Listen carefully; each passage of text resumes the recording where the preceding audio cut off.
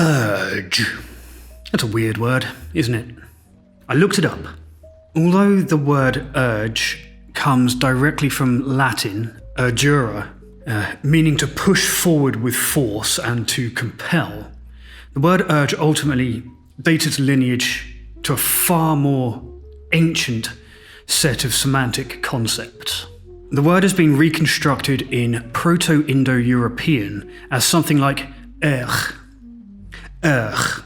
meaning to restrain or tie down, with the semantic sense of a thing having weight placed upon it. As a result of the word being so ancient, it has cognates across European languages. So, for example, in Lithuanian, it is the root of the word vergas, meaning slave. And in Old Gothic, we have it as rikken, which means to persecute. And most interestingly for my purposes, it appears in Old English as rekken, which means to hunt and to pursue. That word, rekken, ultimately gives us the word wreck in English. The word urge, then, today, has all of those senses. It has a sense of being weighed down, a sense of being tied down and restrained, a sense of enslavement, a sense of compulsion, and ultimately, in English at least, a sense of final destruction. That's interesting, isn't it? Welcome to Bat Country's Etymology Corner, and that is what we're talking about today. We're talking about urges. Brothers, sisters, comrades and friends, welcome to Bat Country.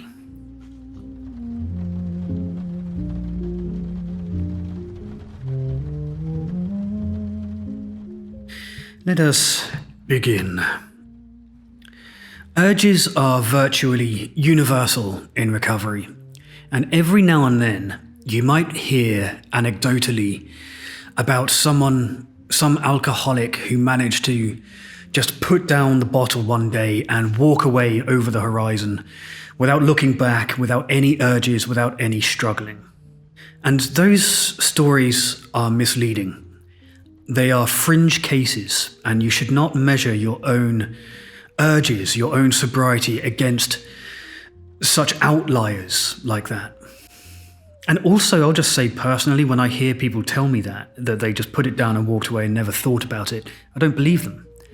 In the same way that I believe, although theoretically not entirely implausible, unicorns don't exist. Urges are completely normal. They're not unique to you. You're not the only person experiencing them. All of us have. If we're honest, all of us have had them, and if you're experiencing them, rest assured, it doesn't mean that your sobriety is weaker or more fragile than anybody else's. We all have them. What's important to recognize is that you're not the first person to experience them, and there is a kind of roadmap already laid out for you in order to be able to navigate your urges, and that's kind of what I'm going to share a little bit today. Now, that said, there is annoyingly little practical information about how to deal with urges out there. A quick Google will just throw up a bunch of addiction treatment centers talking very vaguely about how to deal with urges. It's a lot of stuff like, try deep breathing exercises. Well, okay, but how? Where do I start? Or it's, try journaling to record your urges. Okay, I'm willing to do it, but why? And what do I do with that information? There isn't much practical information out there. So I thought today I would just share 5 good practical tips that I have to use myself, or have used myself, to defeat urges to drink, especially in early sobriety. These were all very effective for me, including one secret one. And if you know my channel, and if you know me, you can probably already guess what the secret one is. What matters, though, is that this is just a kind of random selection of 5 that I found useful. It's by no means the most useful, and it's by no means all of them. So if you're watching this and you have experience and you have a successful urge-defeating strategy that you'd like to share, please go ahead and leave it in the comments, and I'll occasionally pin different ones so that If there's anything really useful there, other people might see it. Before we get into it, if you would like more practical sobriety advice, then do like and subscribe here on YouTube so that I know that I'm reaching the right people. And if you would like some more personal stuff from me, and some behind-the-scenes channel stuff, then head over to the Patreon. That's patreon.com/backcountrysober. And there is a community of sober and nearly sober people there who would be willing to have you and happy to meet you. And also go and check out the newest and most comprehensive sobriety app there is. It's called betterwithoutbooze.me. This is not a paid placement, although, full disclosure, I am involved behind the scenes. And finally, the other day, I was looking for a really good quality recording and like an audio book of the Meditations of Marcus Aurelius.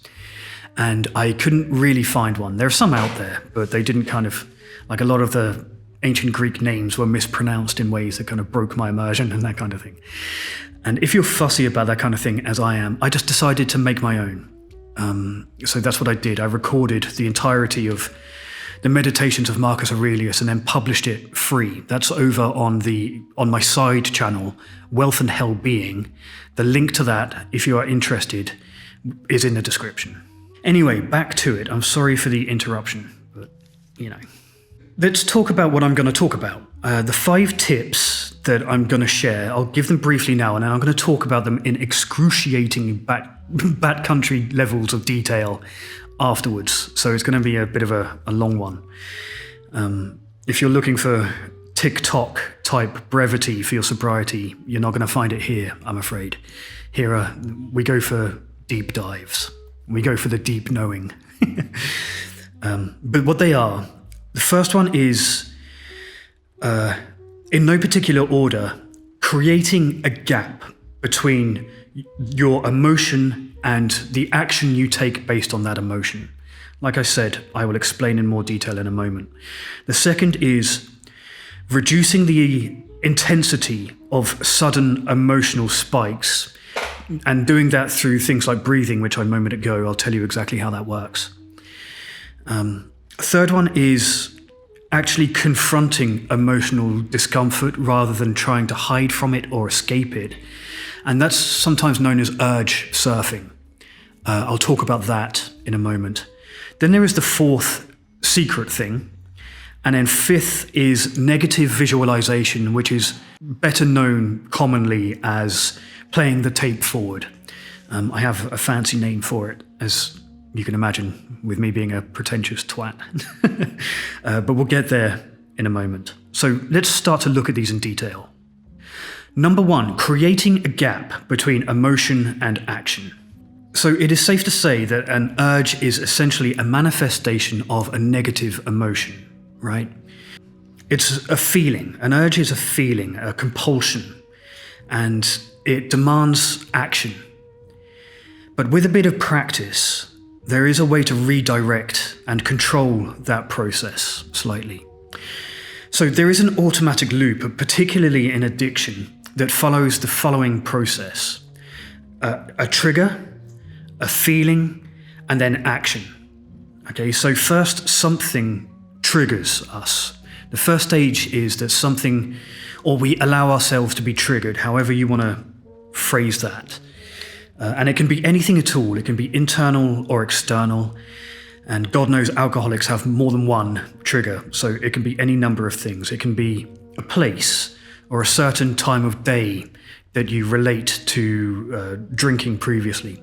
Or perhaps it's a setback of some kind or some bad news. Or perhaps it's a celebration and some good news. Or maybe it's an emotional trigger, like a sudden rush of feeling shame, or you feel the creep of depression coming on. Whatever it is, that trigger causes a feeling within us. And as alcoholics, we're not very good at feeling feelings, are we? That's generally why we were drinking in the first place. And unfortunately, our body remembers that. So as soon as a trigger triggers a feeling, we are conditioned to try to stifle that feeling with alcohol. The action of this process is taking a drink. The trigger leads to a negative feeling, and the action we take is to hit ourselves over the head with the vodka hammer as hard as possible. And what's important to recognize is that that is learned behavior. We weren't born with this compulsion to stifle our negative emotions as quickly as we feel them. We've conditioned ourselves over time. Perhaps it's a trauma response, or it can be anything really. But what matters is that we learned at some point that alcohol stops us feeling feelings very quickly and very effectively. And since that is a learned behavior, since we've kind of conditioned that into ourselves, it is reasonable to believe that we can condition in other responses too. We can practice in and very quickly get good at finding alternative responses, right? So what we want to do is move from that initial process of trigger, feeling, action, and try to practice moving to a model more like trigger, feeling, pause, decision, then action. So this involves getting really good at spotting and labeling that feeling stage as actually an urge to drink happening in real time. You need to be able to spot that negative feeling that you've got is an urge in order to be able to introduce a pause. You need to spot that feeling rising within you and take a moment, as soon as you recognize it, to say, is this feeling of anxiety actually an urge to drink? And if so, what do I do next? And you have to do this consciously. You have to force yourself to think in these terms, that when you recognize that creeping negative emotion, that it is an urge to drink, and you need to be able to get ahead of it. You have to do it consciously, because the simple act of bringing the autonomic process, the urge, bringing it to your conscious awareness, removes it from your limbic system, right? It stops it being a kind of reptilian response, and it puts it in your prefrontal cortex, allowing you to make a decision on it. You've literally moved the urge just by acknowledging that it is an urge. You've moved it around in your brain. From a place where you have little control over it to a place where you have some choice in the issue. So how do we actually do that? Okay, so this is why the pause is so important.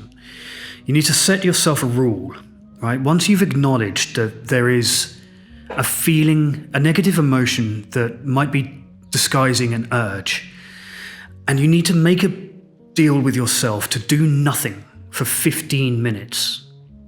Make no rash judgments, just acknowledge the urge and be okay with it for 15 minutes. And then if you can survive just that 15-minute pause phase, then the urge will pass safely on its own like a ship over the horizon, and you can wave it off as it disappears.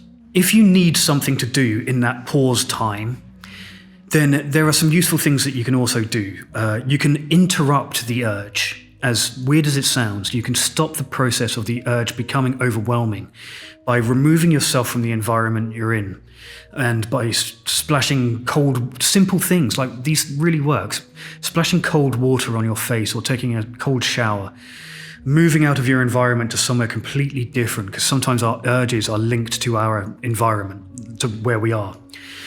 And maybe get your blood pumping with some push-ups or some sudden vigorous exercise that's safe for you.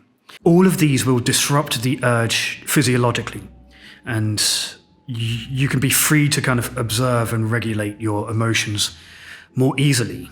So that's the first one. The first one is about creating a gap, a pause between feeling an emotion, feeling an urge, and acting on the urge. Only has to be 15 minutes, and you can fill that time however you like, but you just have to survive those 15 minutes instead of allowing yourself to automatically reach for a bottle as soon as you have a negative emotion. Okay, so number 2 is reducing the intensity of the urge.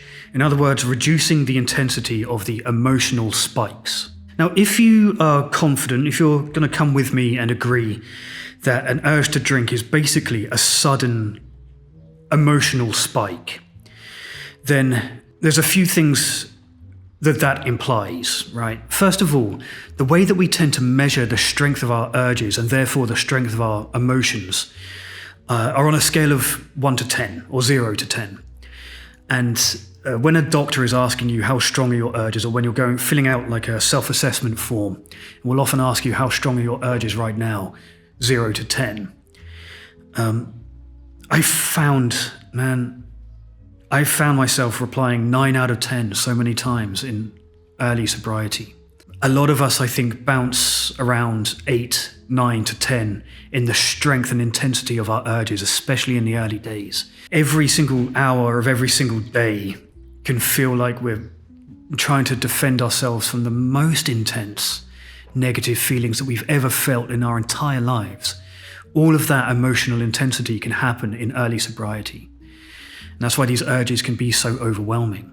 And the goal of longer-term sobriety is about finding ways to reduce those 9 out of 10 urges down to 4 out of 10s or 3 out of 10s. Now, instead of trying to eliminate the intensity of urges entirely, it's more about trying to down-regulate those negative feelings and urges, bringing the peaks down so that they become manageable discomforts rather than unassailable compulsions. And the simplest method by which to do that is by controlling your breathing. Controlling your breath to manage your emotions has useful applications far beyond sobriety. It's good for everything. And it's not just mindfulness fluff. There is science behind breathing, obviously. But controlled long exhales activate your parasympathetic nervous system. In other words, slow, managed breathing can directly influence your body's stress responses, moving you from a feeling of fight or flight to a feeling of rest and digest. Urges and negative emotions tend to cause a lot of stress and a lot of hyper-alertness. You might feel panicky while you're experiencing a very intense urge. I know that I did. It made me very, very panicky. And you can combat that by using your breathing to slow down your heart rate and slightly lower your blood pressure.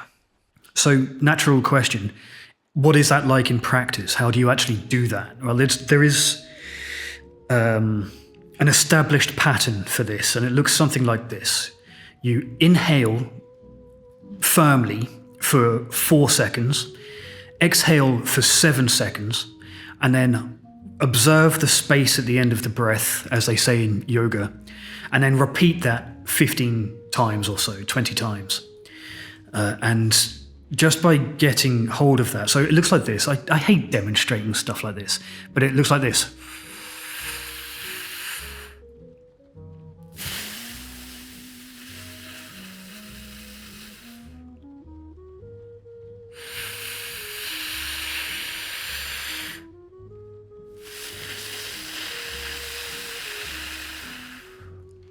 $15 or 20 times. It's not rocket science. But soon your body will be calmer and the edge will be quickly taken off of those negative feelings. That is the activation of your parasympathetic stress responses. Aside from that, there are other things that come from like CBT, cognitive behavioral therapy, and that kind of thing, like widening your attention.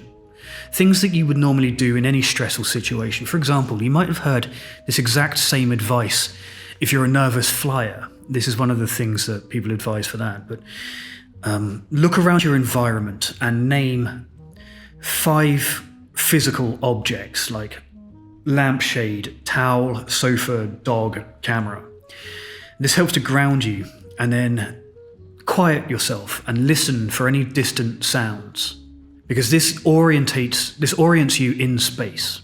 It gives you a sense of perspective. And next, plant your feet on the floor and push slightly. Feel the resistance of the earth against them. Really feel your feet on the ground. And all of these things are advised to people with panic disorders, but that's what we're doing here. We're stifling a very high negative emotional peak using really tried and tested techniques.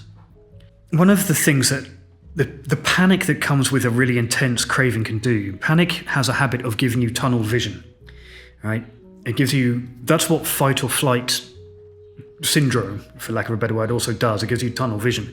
And by controlling your breathing and by expanding your awareness of your surroundings, it gives you a lot of perspective that fights off that panic.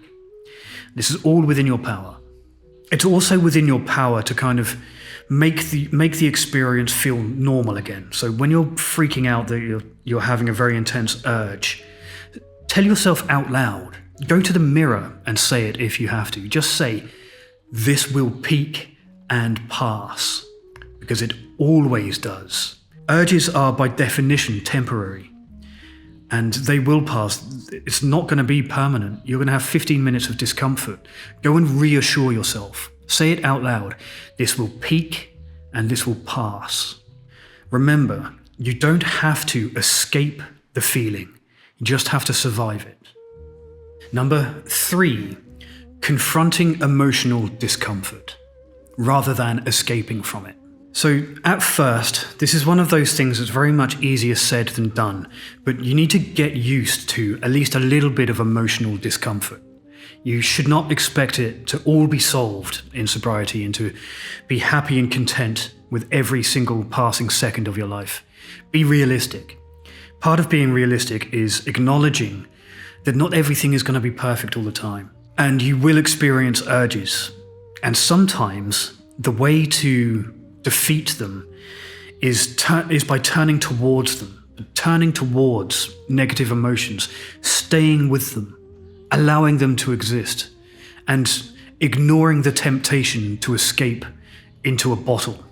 So in the previous point, I kind of advised you to try to survive the 15-20 minute urge until it dissipates, until it melts away. And in doing that, in the process of doing that, you are essentially in a negotiation with the urge, right? You're saying, I am willing to tolerate this feeling as long as the discomfort is brief. That's what that is, that survival strategy. And that's fine, in fact, that's necessary. But as you find your sober feet, so to speak, as you get a bit more time under your belt, it inverts, and it in fact becomes a lot easier to say, I am willing to feel this negative emotion fully without needing it to change, or without needing to change myself in response to it. Because the feeling itself is not the problem. The negative feeling is beyond your control in a lot of senses. What is in your control is your response to the feeling. That is all you. So the problem is not the feeling, the problem is often your reaction to it. So how do you do that in practice? That all sounds very good in abstract terms. What does it look like in practice? What are the practical sides of learning to do this? Okay, so this next bit is pure cognitive behavioral therapy and a little bit dense as a result, but if you're willing to come with me on this little experiment, then I think you'll find it rewarding because I know that it worked for me. Yeah, so one of the ways to... This is going to sound ludicrous when I say, if you've never heard this before, it's going to sound crazy and like it can't possibly work, but I swear it works. So one of the things to do is to reframe emotional discomfort as physical sensations, right? So instead of allowing the emotions to exist in abstract terms, you deliberately and consciously make them physical. A feeling is harder to process and harder to understand while it is abstract, while it's just something kind of vague and nebulous. And a useful way is to really force it to take shape, to make it a physical thing. Because when you make it concrete, you can understand the physicality of it. You can see the shape of it. And I'll tell you how to do that. So what you need to do is really interrogate the urge. That is to say, find out where it is in your body. Is it in your chest, like anxiety, or is it in your heart, like sadness, or is it in your stomach, like nervousness?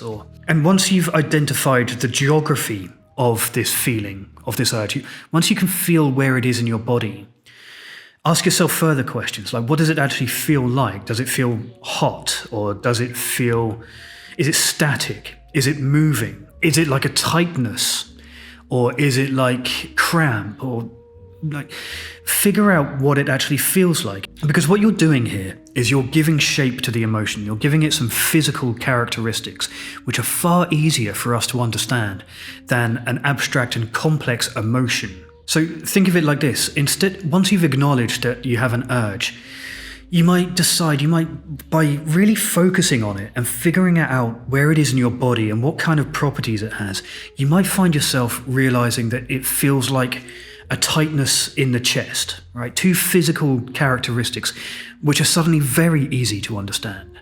And that's how we confront negative emotions and powerful urges, is by making them physical, by making them something that we can understand better. That is how we confront these things. And as soon as you do that, the feeling that you have a sense that it will never pass, or that something is deeply wrong, or that you can't handle the feeling, or that it might last forever, it kind of dissipates like fog, and it becomes something very simple. Now, look, I don't think I explained that very well, and it's worth noting that it took me ages to be able to do this kind of stuff. But I'll tell you what, if a hard-headed, emotionally immature, dumb man like me can do it, I'm absolutely certain that you can too. It does work. Okay, so the secret fourth tip is, drumroll, masturbation. Yep.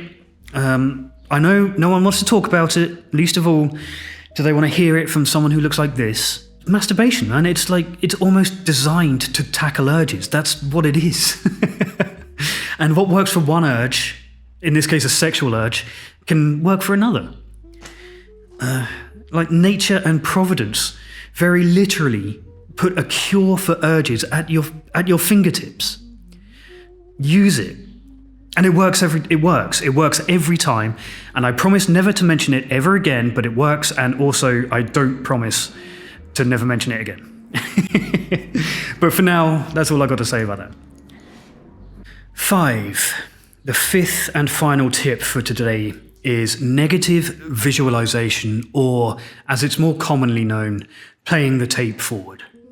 Whether you put much stock into AA or not, you cannot deny that there is wisdom there. There is a kind of communal wisdom.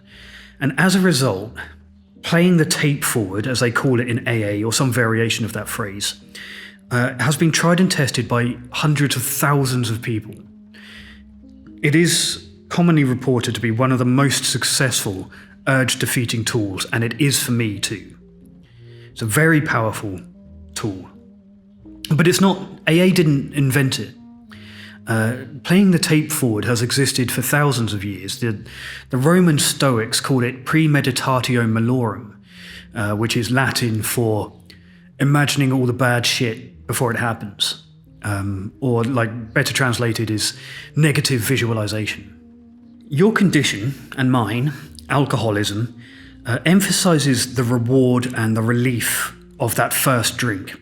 And alcoholism doesn't want us to imagine anything beyond that. It only wants the reward and the relief of the first drink. It doesn't want us thinking about what comes next. It's not interested in the consequences. It just wants you to take that drink. But it is a trap. And you need to force yourself to look at the entire chain of consequences of that first drink, not the reward of it. Don't be tricked. Urges are sneaky, man. They're sneaky. They'll sneak up on you, and they will present as negative emotional spikes because they want you to seek the relief of dopamine, essentially, like alcohol, the dopamine released by alcohol. It's almost like a parasite, like a really complex parasite that can manipulate the behavior of its host in order to seek out sustenance for the parasite, even at the detriment of the host. It's incredibly sneaky. And the craving will tell you, just one. It's fine, you've got this under control, you'll be okay. Just the one, and then you can go home and you can tell yourself that you're safe to have one drink from now on. Because you've proved to yourself that you can be sober, so just have one, it'll be fine. But in those moments, you really need to dig deep and pull up a collection of your worst memories that involve alcohol. Of all the horrible shit that you've done and has happened to you as a result of your drinking, you need to keep that fresh in your mind and at hand. Keep it in your pocket, so that as soon as that alcoholic voice starts to try to tempt you with lies about how one drink will be okay, you can say, well, I've been there before. It never is just one drink, is it? In effect, you need to stop deciding whether you should have that one drink, because that's not really the choice that you're facing, is it? The real choice, the actual choice that you need to recognize, the choice that you're making is actually between whether you want to blow your life up again or not. That is the choice when you're presented with one drink. You're not choosing to have that one drink, you are choosing between life and between death. And this particular tip about playing the tape forward is a very effective one for me personally, and I hope that it is for you too. And the best part about it, which they don't even talk about much in AA, is that there is a positive side to playing the tape forward as well. You don't necessarily have to just imagine the worst things that are going to happen if you take that first drink. Playing the tape forward can also imagine a sober choice. You're allowed to imagine how you're going to feel tomorrow if you say no to that first drink. That is also playing the tape forward.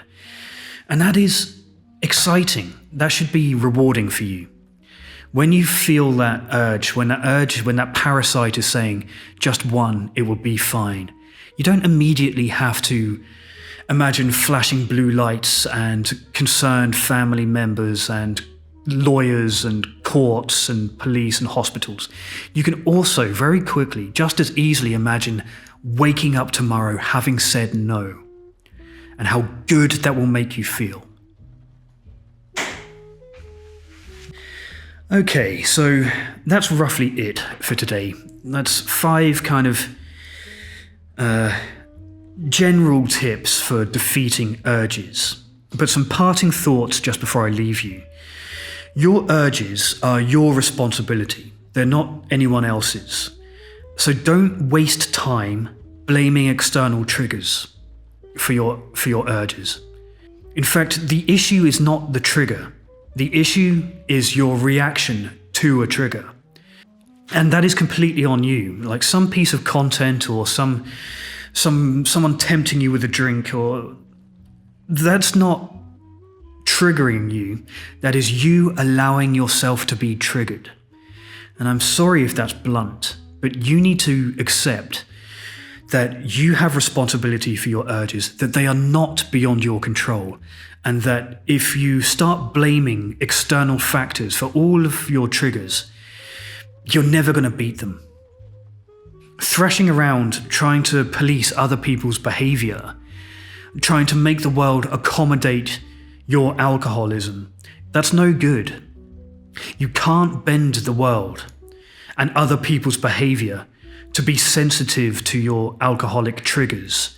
It is up to us as alcoholics to find ways to fit back in to a world that is hostile to us. Now, if you've made it this far, please do like and subscribe here on YouTube, or if you want to dive a little bit deeper into backcountry related stuff, then head over to the Patreon. That's patreon.com/backcountrysober. That's a really good community of very well-informed and patient and savvy sober and nearly sober people over there. Also, try out betterwithoutbooze.me and head to the description for a link to all of these, including the audiobook I recorded for free of the Meditations of Marcus Aurelius. That's over on the side channel with a link in the description. As always, thank you for watching, and good luck out there.